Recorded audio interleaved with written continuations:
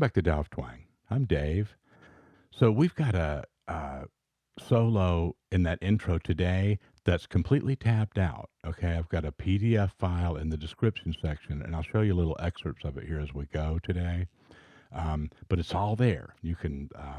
Right now, I'm on a Mac laptop, and off to the side on my iPad, I've got the PDF right there. I have to play my own tab now, right?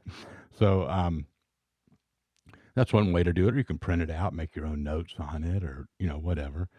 I know if you're on a single device, sometimes it's hard to switch back and forth. So I'll put some screenshots up of it as well.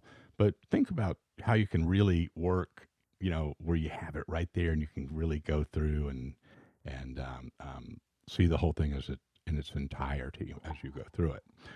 So same progression that we used the other day, but I'm not playing an identical solo. The transcription is of the solo that you just saw on this video, okay?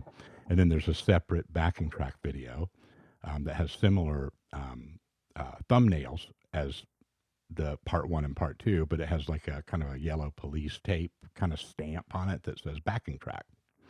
So hopefully that makes it easy to find. So here we go. Our progression is G minor. We're going to be using G minor pentatonic and G natural minor exclusively. Everything that we're about to do is one of those two scales.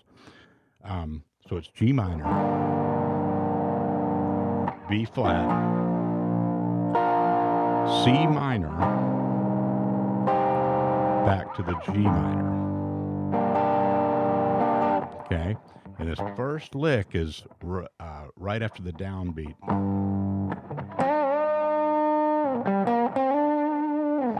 Okay. Got to mess around with that. I was a little out of tune the first one, wasn't I? Yeah. It's one of those where you got to kind of practice it a couple times before you record it. So I'm going up, bending from 5 to 7. And then kind of halfway down, right? And back up.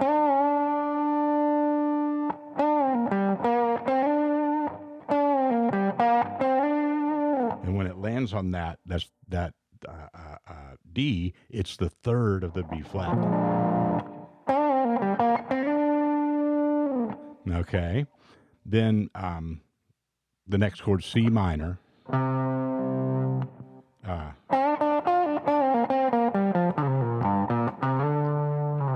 Okay, I'm just going to slow that one down.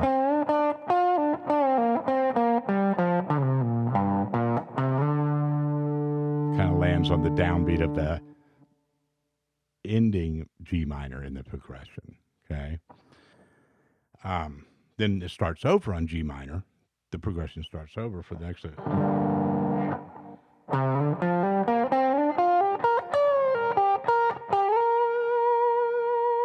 Okay, and to get the timing of these, you need to listen to it with the track and kind of reference it back and forth. But also, a lot of these are going to fit. There's wiggle room on a lot of them too. That you can do this like kind of note for note if you really like the solo and you want to invest that much work in it. But you can also just kind of look at the chunking aspect of it, like how we're getting to the other positions and things. So that was just kind of a right up that pentatonic, pattern.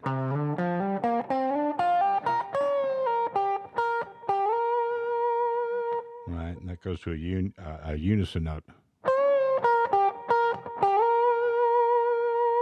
Okay, so this is just a real melodic. The real message here is using that more complete G natural minor scale, right?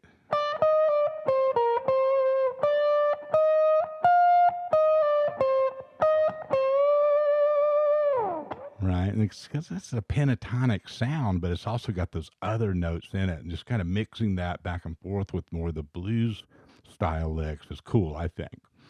So then I'm going. Okay, so it's that.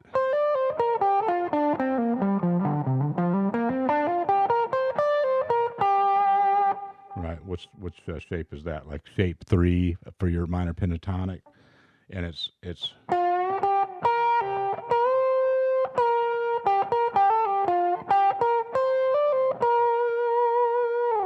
Okay. Now, these are some of these are pretty straightforward once you get the tab and you can really see what the notes are, right?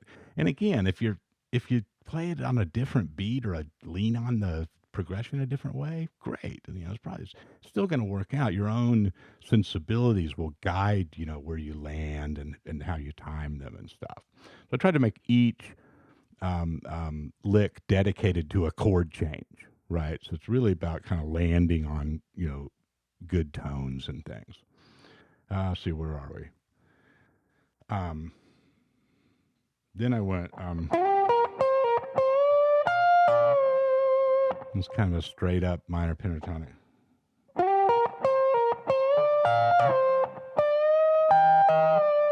And the same move, but I want a C minor. This is over the C minor, so I want to bend that to where I get a minor third in there.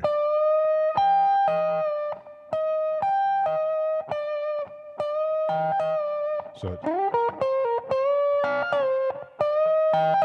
then,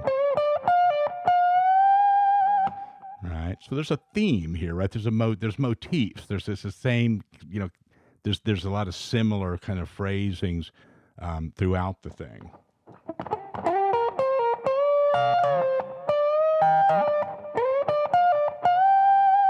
Okay, now it gets a little busy up here at the top. That's the next one after the.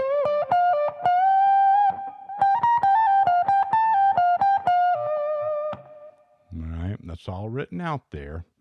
Kind of lost where I am, but I think I can remember it. Then it just after the.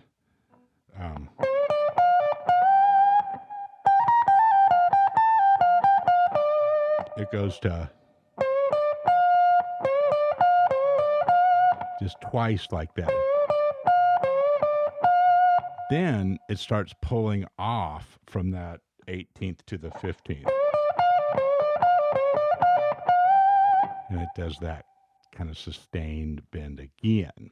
So let's take it from all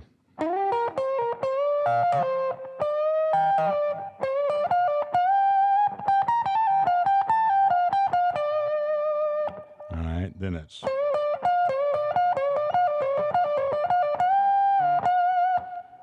right. That's it's written out there. There's a lot of jargon in there with all the pull-offs and everything. It takes up a whole line, just to do those 5 licks. But it's 2 times of the,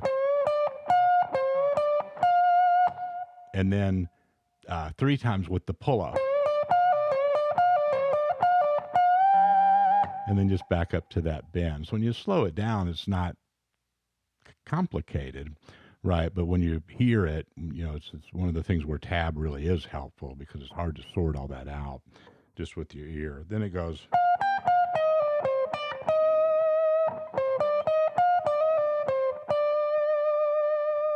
To end it, right? So that's pretty straight up. If you look at the tab on that, there's nothing real fancy about that. But again, it's going back to that theme of doing the blues licks and kind of some of the soaring stuff, and then some tighter notes being closer together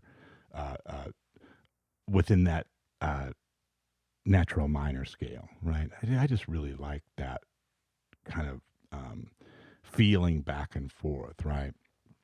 If you do too much of the natural minor stuff, to my ear in a rock style, it kind of loses its luster pretty quickly. But if you put it in there and use it to connect, and integrated with the bends and the kind of pentatonic and bluesy stuff, it's really cool. So yeah, print this out, do what you want with it. It took me a little bit of putting this one together, so I don't know if I'll be doing this again, in the real soon. But from time to time, maybe this really gives you something to study, and I hope it really helps. Let me know how it goes. Talk to you later.